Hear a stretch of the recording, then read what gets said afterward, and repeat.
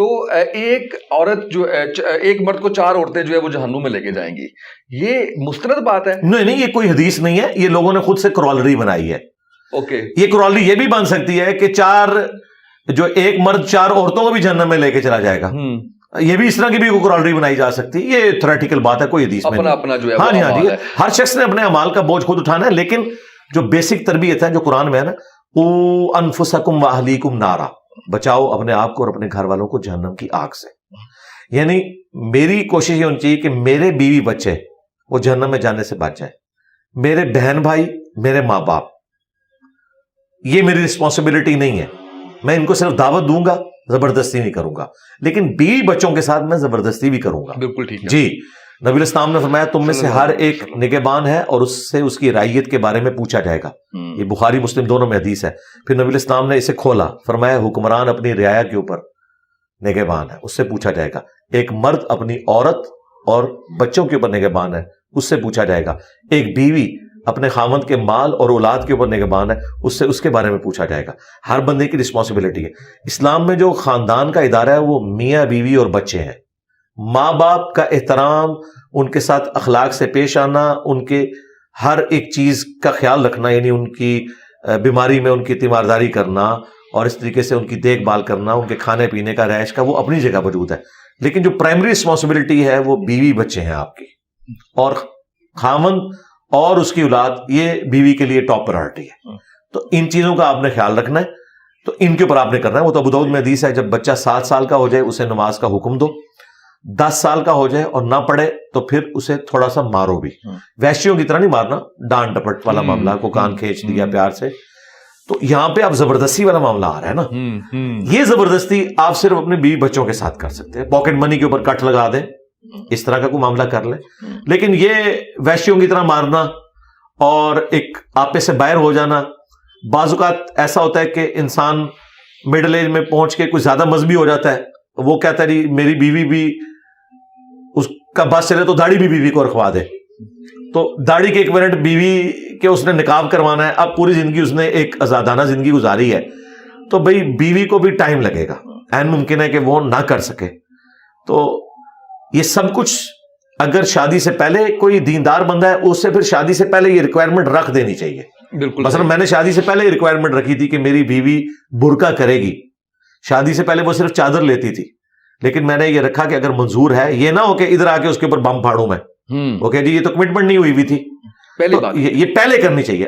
لیکن بعض اوقات مڈل ایج میں پہنچ کے دین کی طرف رجحان ہوا تو ظاہر ہے کہ اب تو جو ہونا ہے وہ ہو چکا.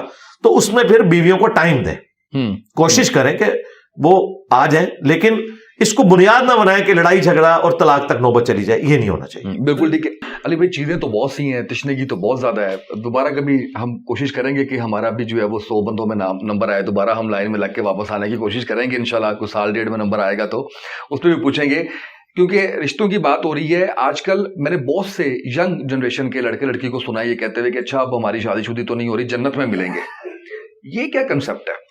جنت میں کیسے ملیں گے؟ یعنی اس طرح کے ریلیشن شپ کے ساتھ وہ تو اللہ تعالیٰ کی مرضی ہے کہ جنت میں ملاقات ہو یا نہ ہو.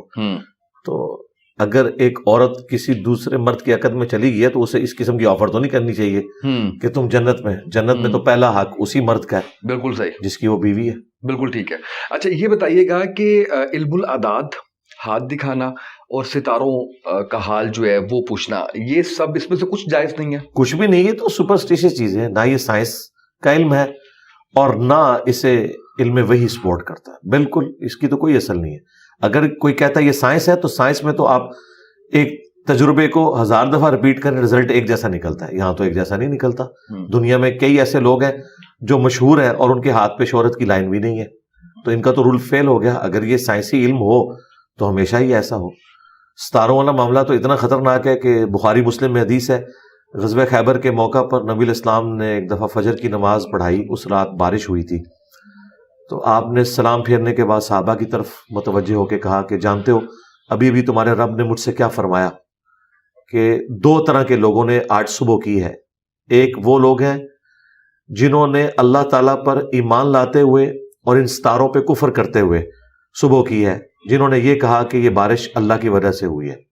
اور دوسرے وہ لوگ ہیں جنہوں نے کہا یہ ان ستاروں کی چال کی وجہ سے بارش ہوئی انہوں نے اللہ تعالیٰ کا کفر کیا اور ستاروں پر ایمان لے کے آئے. یہ بڑا خطرناک معاملہ. لوگ کہتے ہیں یہ ایک یعنی ہم جسٹ ہابی کے طور پہ کر رہے ہیں, یہ تو آپ بیسک دین کے اوپر اٹیک کر رہے ہیں. بالکل صحیح. جن قید ہو جاتے ہیں, سایہ ہو جاتا ہے ان کا, کوئی چھیڑخانی کرتے ہیں, اور اگر کرتے ہیں تو کیا طریقہ کار ہے کہ اس سے جو ہے وہ جن کیا قید ہوتے ہیں؟ یہ جنوں کے قید ہوئے ہوئے ہوتے ہیں, پلس جو جنات کا اثر ہے وہ تو ہو جاتا ہے جی. اس کے لیے پھر باقاعدہ عاملین ہیں سنت اذکار کے ذریعے, اور اس کے علاوہ مختلف طریقے ہیں ان جنات کو نکالنے کے. یہ ایک پیرلل میں نالج ہے. آپ دیکھیں ہانٹنگ پروگرام ڈسکوری چینل پہ بھی چلتا تھا, وہاں پہ بھی باقاعدہ آفیسز بنے ہوئے ہیں. آپ فون کال کریں کہ یہ گھر میں سایہ ہے تو وہ آ جاتے ہیں اور وہ نکالتے ہیں, اور وہ جیزس کرائسٹ کے نام کے اوپر شرکی الفاظ کے ذریعے نکال رہے ہوتے ہیں. ہندوؤں میں بھی اس طرح کے معاملات موجود ہیں. اس کا ریلیجن سے کوئی لینا دینا نہیں. بالکل صحیح ہے. قبر کے عذاب کے بارے میں بتائیے گا. جیسے کہ کہا جاتا ہے, بتایا جاتا ہے کہ جیسے ہی آپ کی روح جو ہے وہ نکلتی ہے, اس کے بعد سے آپ سب دیکھ رہے ہوتے ہو, لوگ رو رہے ہیں, یہ سارا ہے, پھر قبر میں جاتے ہو, سوال جواب, اور پھر عذاب شروع ہو جاتا ہے. اس کے اوپر بھی اختلاف ہے کہ نہیں قبر کا عذاب ہے ہی نہیں ہے, کہیں پہ ذکر نہیں. اختلاف یہ ماڈرن دور میں چند ایک لوگوں نے یہ بات کی ہے. قرآن بالکل اپنے مقدمے میں واضح ہے. سورۃ المؤمن جسے سورہ غافر بھی کہتے ہیں, اس میں واضح اللہ تعالیٰ نے فرمایا کہ فرعونی صبح و شام آگ پر پیش کیے جاتے ہیں, اور جب آخرت کا دن آئے گا تو وہ بڑی آگ پہ پیش کیے جائیں گے. تو اس وقت تو آخرت نہیں آئی ہے, تو وہ کون سی آگ پہ پیش ہو رہے ہیں؟ وہ برزخ والا معاملہ ہے, یعنی دنیا سے لے کر آخرت کے دن تک. وَمِن وَرَائِهِمْ بَرْزَخٌ إِلَىٰ يَوْمِ يُبْعَثُونَ, ان کے مرنے سے لے کر قیامت کے دن اٹھائے جانے تک برزخ ان سین بیریئر ہے. اس کے لیے ہم قبر استعمال کرتے ہیں. قبر مٹی کی ڈھیری بھی ہو سکتی ہے, ہوا میں راکھ کا بکھرنا بھی ہو سکتا ہے, سمندر میں غرق ہونا بھی ہو سکتا ہے, شیر کے پیٹ میں بھی کسی کی قبر ہو سکتی ہے. بیسیکلی اس زندگی کے بارے میں بتایا گیا, اور وہ ان سین بیریئر ہے. اگر آپ قبر بھی کھود لیں آپ کو وہ نظر نہیں آ سکتا, وہ اس فزیکل ورلڈ کی چیز نہیں ہے. ہاں, یہ ذہن میں رکھیے گا, وہ ایک ان سین بیریئر ہے جس کو ہم آبزرو نہیں کر سکتے. اس کے اوپر ایمان رکھتے ہیں اور یہ سب کچھ ہوتا ہے. عذاب قبر کا انکار جن لوگوں نے کیا, ان کے رد پہ امام بخاری نے اسی آیت کو صحیح بخاری میں ہیڈنگ میں ڈالا ہے, اور نیچے وہ عذاب قبر والی اور قبر میں جو سوالات ہوتے ہیں ان کی احادیث لے کر آئے. اور مقدمہ تو ان کا قرآن سے ختم ہو جاتا ہے. ان کا مقدمہ یہ تھا کہ جب تک آخرت قائم نہیں ہوگی, حساب و کتاب نہیں ہوگا, تو اللہ تعالیٰ اگر عذاب دے کسی کو تو اس کی صفت عدل چیلنج ہو جائے گی کہ ابھی تو نیکیاں اور بدیاں تولی نہیں گئی ہیں, تو پہلے کیسے عذاب ہو رہا ہے. یہ بیسیکلی ان کی جو ڈاکٹرین ہے وہ اس پہ کھڑی ہے. تو میں نے توڑ دی تھی کہ قرآن میں تو کئی جگہ آیا ہے کہ جب گنہگاروں کی موت کا وقت آتا ہے تو فرشتے ان کے منہ اور پیٹھوں کے اوپر ہتھوڑے مارتے ہیں.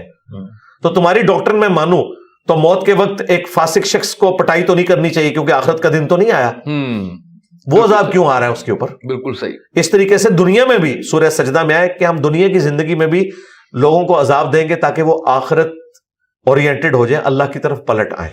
تو عذاب کی 4 قسطیں ہیں دنیا کی زندگی میں, موت کے وقت, قبر میں, قبر سے مراد ہے مرنے سے لے کر قیامت کے دن تک, وہ کسی بھی فارم میں ہو سکتی ہے, اور الٹیمیٹ آخری قسط جو ہے وہ آنی ہے قیامت کے دن. اللہ تعالیٰ ہمیں ان تمام عذابات سے محفوظ رکھے. آمین آمین. یہ بتائیے گا جن لوگوں کے مرنے کے بعد لوگ ان کو قرآن پاک پڑھ کے جو ہے وہ بچتے ہیں, ان کے لیے نیک اعمال کرتے ہیں, صدقہ کرتے ہیں, اس کا فائدہ جا رہا ہوتا ہے؟ صدقہ خیرات کا تو فائدہ جاتا ہے. سب سے بڑھ کر جو چیز ہو سکتی ہے وہ دعا ہے.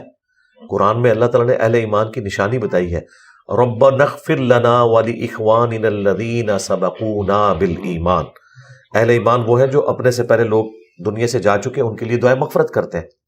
اور یہ اللہ نے کیسا بندوبست کیا ہے کہ بخاری مسلم میں حدیث ہے کہ ایک مسلمان کے دوسرے مسلمان پہ 5 حق ہیں. ان میں سے ایک یہ ہے کہ جب وہ مر جائے اس کا جنازہ پڑھے, اور جنازے میں ہم مغفرت کی دعا کرتے ہیں, یہ اسے نفع پہنچانا ہے. پھر مسلم شریف میں حدیث ہے جس کے جنازے میں 40 ایسے لوگ شریک ہوں جو شرک نہ کرتے ہوں, اللہ تعالیٰ ان کی شفاعت اس شخص کے حق میں قبول کر لے گا.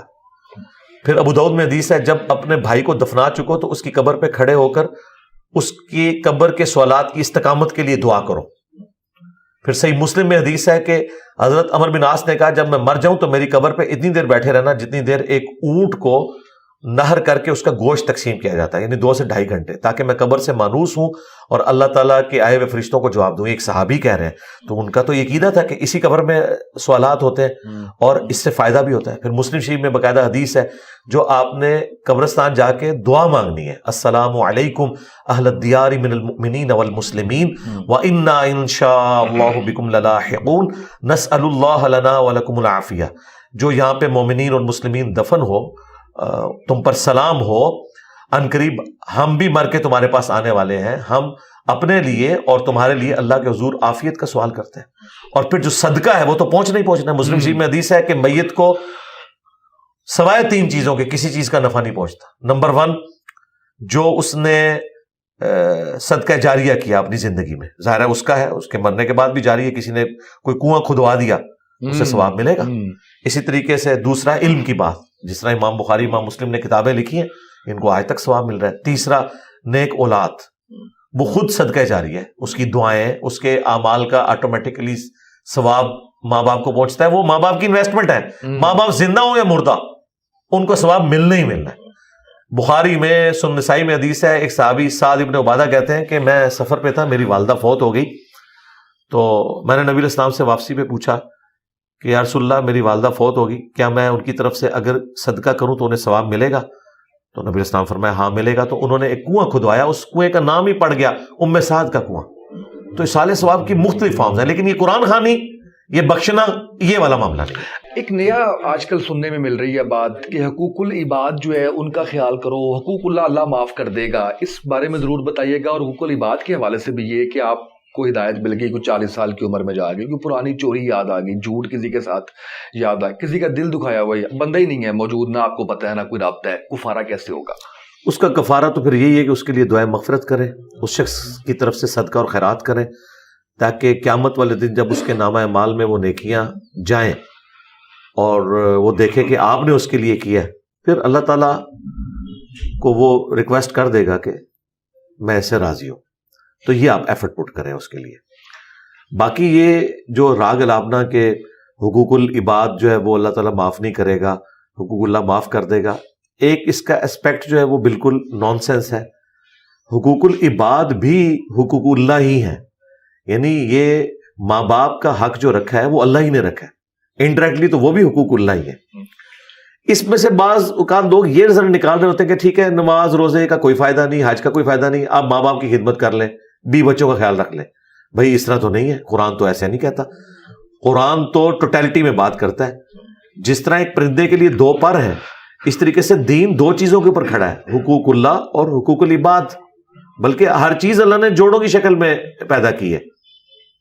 علم اور عمل، کوئی کہ میں بڑا عالم ہوں، عمل نہیں کر رہا، زیرو ہے۔ اور ایک شخص عمل کیے جا رہا ہے، اس کے پاس علم نہیں ہے، غلط طریقے سے عمل کر رہا ہے، وہ بھی زیرو ہے۔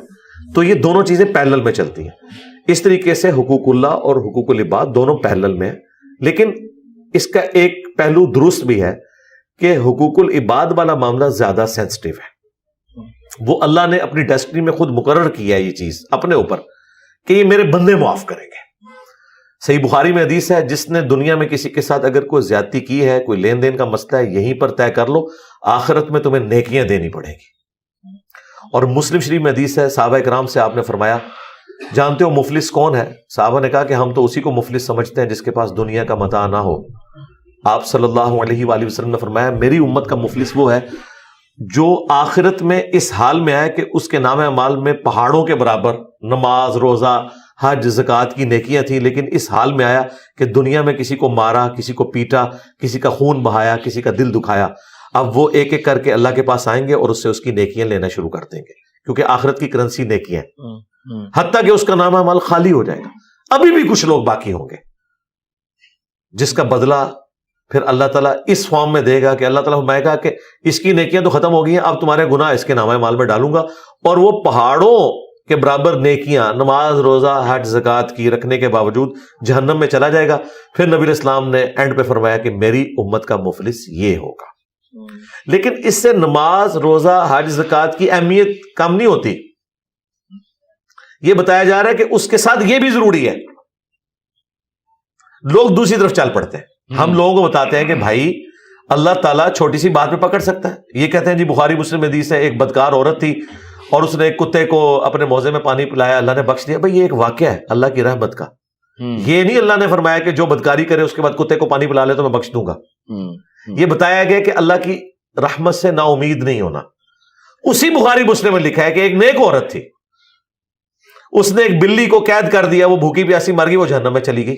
اب بتائیں اس کی تو نیکیاں نہیں کام آئی۔ تو اللہ تعالیٰ چاہے تو چھوٹی بات پہ پکڑ بھی سکتا ہے، اگر وہ چھوٹی بات پہ چھوڑ سکتا ہے. ہمیں تیار رہنا ہے آخرت کے پوائنٹ آف ویو سے, اور یہ جو پک اینڈ چوز والا دین ہے یہ نہیں ہے. جہاں تک نماز کا معاملہ ہے یہ بالکل ایک سینسٹیو اللہ تعالیٰ کا ایریا ہے. قرآن حکیم میں واضح ہے وَأَقِیمُوا الصَّلَاةَ وَلَا تَكُونُوا مِنَ الْمُشْرِكِينَ, نماز قائم کرنا اور مشرک نہ ہو جانا. صحیح مسلم میں 246 نمبر حدیث ہے, بندے کے کفر اور ایمان, شرک اور اسلام کے درمیان فرق نماز ہے. صحیح مسلم میں حدیث ہے, عبداللہ ابن مسعود کہتے ہیں کہ جماعت کے ساتھ نماز پڑھنا یہ نبی الاسلام کی سنت خدا ہے, اور حضور کے زمانے میں اگر کوئی شخص بیمار ہوتا نا اور 2 بندوں کے سہارے مسجد میں آ سکتا, وہ نماز مسجد میں پڑھتا تھا, کہیں اسے منافق نہ سمجھ لیا جائے. جماعت چھوڑنے پہ, نماز چھوڑنے کا تو تصور ہی نہیں تھا. پھر جامعہ ترمذی میں حدیث ہے کہ صحابہ کرام صرف نماز چھوڑنے والے کو کافر سمجھتے تھے. پاکستان کے شناختی کارڈ میں وہ مسلمان ہے, لیکن صحابہ کرام کے نزدیک وہ کافر ہے. پھر جامعہ ترمذی میں حدیث ہے ہمارا اور منافقین کا عہد نماز کی بنیاد پہ ہے, جس نے نماز چھوڑی اس نے کفر کیا. مسند احمد میں حدیث ہے کہ جو شخص دنیا میں نماز پڑھنے والا ہے قیامت والے دن نماز اس کے لیے دلیل, نجات اور نور ہوگی, اور جس نے نماز نہ پڑھی نہ اس کے لیے قیامت کے دن کوئی دلیل ہوگی اللہ کے حضور بچنے کی, نہ نجات نہ نور, اور اس کا حشر فرعون, حامان اور قارون کے ساتھ ہوگا جو بے نمازی ہے. یہاں لوگوں نے کہا ہے جو کچھ بھی ہے تیرے محبوب کی امت سے, تو یہ اتنا ہلکا نہیں جاننا چاہیے. اللہ تعالیٰ کے نزدیک عقیدہ توحید کے بعد سب سے سینسٹیو چیز جو ہے نا اعمال میں وہ نماز ہے. بالکل ٹھیک ہے. ہاں, آخر میں کچھ مومن کے لیے ورد رمضان کی بھی آمد ہے, کیا ہر وقت جو ہے وہ پڑھتے رہنا چاہیے؟ ہر وقت جو ہے وہ 01 جو بولین الجبرا ہے اس کے مطابق زندگی گزرنی چاہیے. ہر معاملے میں دیکھنا چاہیے کہ اگر یہ اللہ کی مرضی کا کام ہے تو اسے 1 کر دے, اور اگر اللہ کی نافرمانی کا ہے تو 0 کر دے. اسلام میں کوئی شارٹ کٹ نہیں ہے, اس لیے کہ اسلام خود ہی شارٹ کٹ ہے اللہ تک پہنچنے کا. شارٹ کٹ کے اندر مزید شارٹ کٹ کوئی نہیں ہوتا, یہ ٹوٹل پیکج ہے. حقوق اللہ کا بھی خیال رکھنا ہے, حقوق العباد کا بھی خیال رکھنا ہے, رزق حلال بھی کمانا ہے, نماز میں پابندی بھی کرنی ہے, بیوی بچوں کا بھی خیال رکھنا ہے, ماں باپ کے حقوق کا بھی خیال رکھنا ہے, ٹھیک ہے, اپنی صحت کا بھی خیال رکھنا ہے. اور جو اسلام کی بنیاد جن 5 چیزوں کے اوپر ہے, عقیدہ توحید اور رسالت کے اقرار کے بعد 4 چیزیں, 5 وقت کی نماز, اس کے بعد سال میں 1 دفعہ زکوٰۃ دینا جب تھریشولڈ پوائنٹ کو پہنچ جائے, اور اس کے بعد تیسری چیز اگر اللہ کی راہ میں استطاعت ہے تو حج کرنا, اور چوتھی چیز رمضان کے روزے. یہ 4 اعمال ہیں, اور 5ویں چیز وہ شروع میں ذکر کر چکا, وہ شہادت دینا اللہ اور اس کے محبوب صلی اللہ علیہ وآلہ وسلم کی. بہت شکریہ آپ کا, اور مجھے امید ہے کہ بہت سی چیزیں ایسی جو ہے وہ سامنے آئی ہیں جو شاید ایک عام سے مسلمان کی, میرے جیسے گناہ گار کی جو ہے وہ سوال تھے, اور کافی اس میں جو ہے وہ کلیئرٹی آئی ہے. اور مقصد بھی یہی تھا آج کا کہ ہم جو ہے وہ ایک آسان سی چیزیں جو بڑا مشکل لگ رہا ہوتا ہے وہ آپ سے سیکھیں. بہت شکریہ آپ کا. جزاک اللہ خیر.